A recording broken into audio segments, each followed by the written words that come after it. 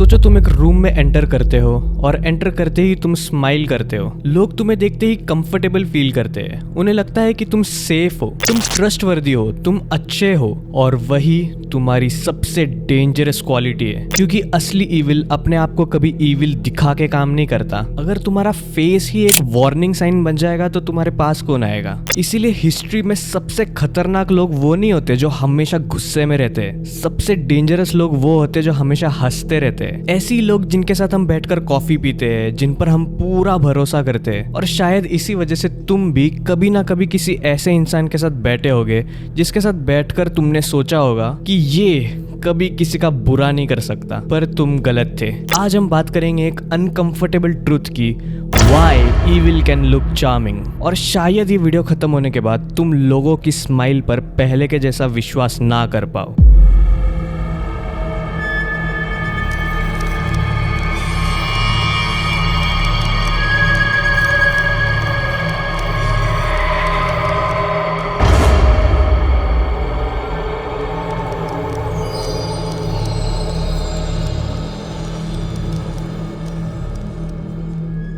सबसे पहले एक चीज समझ लो, ह्यूमन ब्रेन लेजी होता है। हर सेकंड तुम्हारे पास हजारों इंफॉर्मेशन होती है। तुम्हारा ब्रेन सब कुछ एनालाइज नहीं करता। ब्रेन शॉर्टकट्स यूज करता है, और एक शॉर्टकट ऐसा है कि if they look nice they are probably nice. Simple है, अगर कोई अट्रैक्टिव है, कोई काम है, कॉन्फिडेंट है, आई कांटेक्ट मेंटेन करता है, तो तुम प्रेडिक्ट कर लेते हो कि उसका कैरेक्टर भी अच्छा होगा। बट रियलिटी में इन दोनों का कोई भी डायरेक्ट कनेक्शन नहीं है। लेकिन तुम्हारा ब्रेन फिर भी बिलीव करता है, और इसी लूप होल का यूज सारे मैनिपुलेटिव लोग करते हैं। वो तुम्हारा ट्रस्ट अर्न नहीं करते, तुम खुद ही उनको अपना ट्रस्ट गिफ्ट कर देते हो। अब सोचो, अगर तुम किसी को कंट्रोल करना चाहते हो तो तुम कैसे करोगे? फोर्स, थ्रेट या वायलेंस? नहीं, ये सब सिर्फ मूवीज में काम करता है। रियल लाइफ में कंट्रोल शुरू होता है काइंडनेस से। तुम हेल्प ऑफर करोगे, तुम सुनोगे, तुम वैलिडेट करोगे उनकी बात को। तुम एग्जैक्टली वो इंसान बन जाते हो जिस इंसान की जरूरत है सामने वाले को उस मोमेंट में। और धीरे धीरे वो अपने डिसीजंस तुम्हारे हिसाब से लेना शुरू करता है। उसे लगता है कि ये मेरी चॉइस थी, लेकिन उसकी चॉइस कब थी? उसका एनवायरनमेंट ही वैसा तुमने क्रिएट किया होता है। सबसे खतरनाक मैनिपुलेशन वो होता है जहाँ पे विक्टिम को मैनिपुलेशन फील ही ना हो। क्या इसका मतलब ये है कि चार्मिंग लोग स्कैरी होते हैं? नहीं, चार्म स्कैरी नहीं है, चार्म प्लस इंटेंशन स्कैरी है। क्योंकि एक नाइफ खुद डेंजरस नहीं होता, उसके पकड़ने वाले का इंटेंशन क्या है उस पर डिपेंड करता है कि सब्जी काटना है या। एक और इंटरेस्टिंग बात, तुम किसी को पसंद क्यों करते हो? क्योंकि वो तुम्हारे जैसा लगता है, तुम्हारी बातें रिपीट करता है, तुम्हारे जोक्स पे हंसता है, तुम्हारे जैसे सिमिलर हॉबीज शेयर करता है, और तुम्हें लगता है वाओ व्हाट अ कोइंसिडेंस। क्या ये सच में कोइंसिडेंस है या फिर कैलकुलेशन? साइकोलॉजी में इसे मिररिंग कहते हैं, जहाँ कोई इंसान कॉन्शियसली या फिर अनकॉन्शियसली तुम्हारे वर्ड्स और तुम्हारी एनर्जी को कॉपी करता है, तो तुम्हारा ब्रेन उस इंसान को फैमिलियर मान लेता है। और फैमिलियर चीजों पर ट्रस्ट करना तो अपनी आदत है। इसलिए कभी कभी तुम किसी स्ट्रेंजर के साथ भी इंस्टेंटली कंफर्टेबल फील करना शुरू करते हो, और बाद में रियलाइज होता है कि मैं तो इसको जानता तक नहीं था। ईविल को मास्क की जरूरत होती है, और दुनिया का सबसे बेस्ट मास्क काइंडनेस है। सोचो, अगर एक इंसान हमेशा पोलाइट है, कभी अपनी वॉइस रेज नहीं करता, तो लोग क्या सोचेंगे कि ये इंसान कभी कोई बुरा कर ही नहीं सकता। और एग्जैक्टली वहां पे सस्पिशन खत्म और गेम शुरू। और एक और चीज तुम नोटिस करोगे कि बहुत मैनिपुलेटिव लोग कभी भी जल्दी गुस्सा नहीं होते। क्यों? क्योंकि इमोशन कंट्रोल लूज कर देता है, और कंट्रोल ही उनका मेन वेपन है। जब तुम इमोशनल होते हैं वो काम रहते हैं, जब तुम अपनी बात एक्सप्लेन करते हो तो वो ऑब्जर्व करते हैं, वो इंफॉर्मेशन कलेक्ट करते हैं तुम्हारे हर रिएक्शन का। तुम्हारा हर रिएक्शन उनके लिए डेटा है। तुम किस बात से गिल्टी फील करते हो, किस बात से हर्ट होते हो, किस बात से इमोशनल होते हो। एक बार उनको ये सब समझ गया तो तुम्हारा इमोशनैलिटी वाला वो बटन प्रेस करना ज्यादा मुश्किल नहीं है। सबसे बड़ी प्रॉब्लम ये है कि मूवीज देख देख के ईविल का एक स्टीरियोटाइप बन चुका है। Loud, violent, angry, dark clothes, creepy smile. लेकिन रियलिटी में ईविल ऑफिस भी जाता है, ईविल फैमिली फोटोज भी अपलोड करता है, ईविल जोक्स भी क्रैक करता है, और कभी कभी वो तुम्हारा फेवरेट इंसान भी होता है। इसीलिए रियल लाइफ में ईविल आइडेंटिफाई करना बहुत मुश्किल होता है, क्योंकि वो मॉन्स्टर की तरह बिहेव ही नहीं करता, वो ह्यूमन की तरह बिहेव करता है, और कभी कभी बहुत अच्छे ह्यूमन की तरह। एक साइकोलॉजिकल फिनोमिनन है कि जब कोई इंसान तुम्हारे लिए एक बार अच्छा कर देता है तो तुम उसकी गलतियों को इग्नोर करना शुरू कर देते हो। हमारा ब्रेन हमें यही कहता है कि नहीं नहीं, वो तो ऐसा नहीं कर सकता, भले ही एविडेंस सामने ही क्यों ना पड़ा हो, लेकिन एक्सक्यूजेस बनाना शुरू कर देते हो। एक्सक्यूजेस लाइक वो स्ट्रेस में होगा, अरे उसका मूड खराब होगा, और इसी प्रोसेस में रेड फ्लैग्स डिसअपियर हो जाते हैं। एक क्वेश्चन, क्या हर चार्मिंग इंसान डेंजरस है?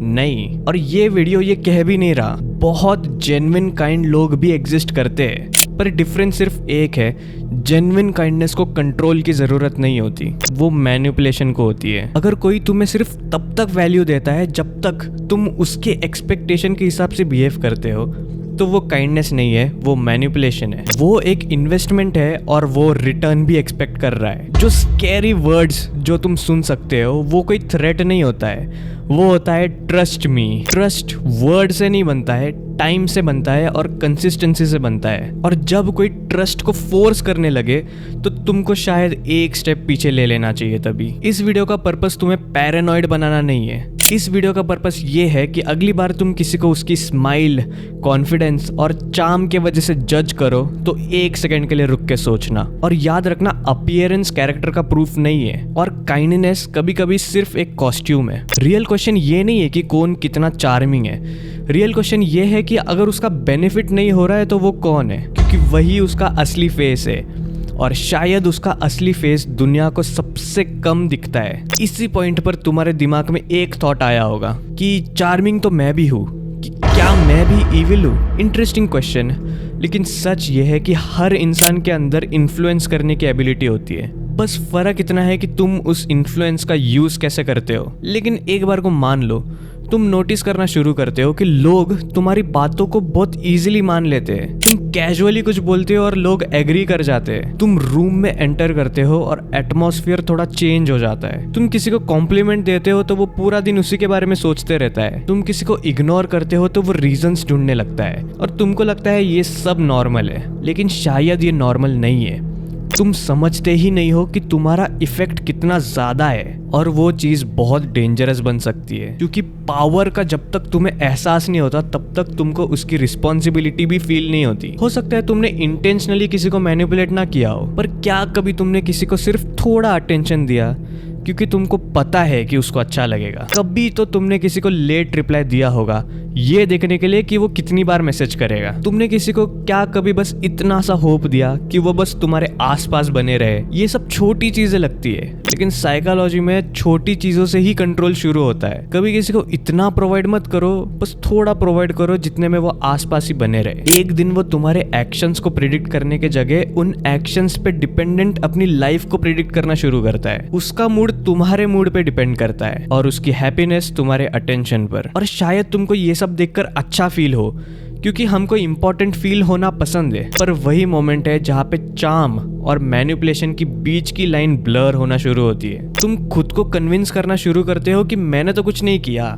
टेक्निकली शायद तुम सही भी हो, तुमने किसी को फोर्स नहीं किया, थ्रेटन नहीं किया, तुमने शायद झूठ भी नहीं बोला, तुमने सिर्फ अपना इफेक्ट कभी रोका नहीं। और कभी कभी शायद वही बहुत डैमेज कर जाता है। डैमेज वही लोग करते हैं जिनको कभी रियलाइज भी नहीं होता कि वो डैमेज कर रहे हैं। जब कोई तुम्हारी तारीफ करता है तो तुम्हारा ब्रेन उस इमेज से अटैच होना शुरू कर देता है और धीरे धीरे तुम उस इमेज को प्रोटेक्ट करना शुरू करते हो, चाहे रियलिटी कुछ भी हो।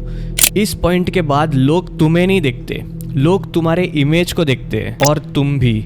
यही रीजन है कि कुछ लोग सालों तक पकड़े नहीं जाते, क्योंकि उनका कैरेक्टर नहीं, उनका रेप्यूटेशन उनको बचाता है। कैरेक्टर और रेप्यूटेशन में बहुत फर्क है। अगर तुम चार्मिंग हो तो एक सवाल पूछना कि क्या लोग मुझे ट्रस्ट करते हैं या मेरी पर्सनैलिटी को? क्या मैं सच में इतना अच्छा हूँ या बस अच्छा दिखने में एक्सपर्ट हूँ? ये दोनों सवाल एक जैसे लगते हैं, लेकिन इनके आंसर्स बहुत डिफरेंट है। और शायद इस वीडियो का सबसे डेंजरस पार्ट ये नहीं है कि ईविल चार्मिंग होता है, सबसे डेंजरस पार्ट तो ये है कि कभी कभी ईविल को पता ही नहीं होता है कि वो ईविल है। हर विलन अपने स्टोरी में हीरो होता है और हर इंसान के पास जस्टिफिकेशन रेडी होता है। अपने चार्म से डरने की जरूरत नहीं है, लेकिन उस चार्म को बिना क्वेश्चन के यूज करने से डरना चाहिए, क्योंकि चार्म एक गिफ्ट भी हो सकता है और एक वेपन भी। डिसीजन उसको कैरी करने वाले पे डिपेंड करता है।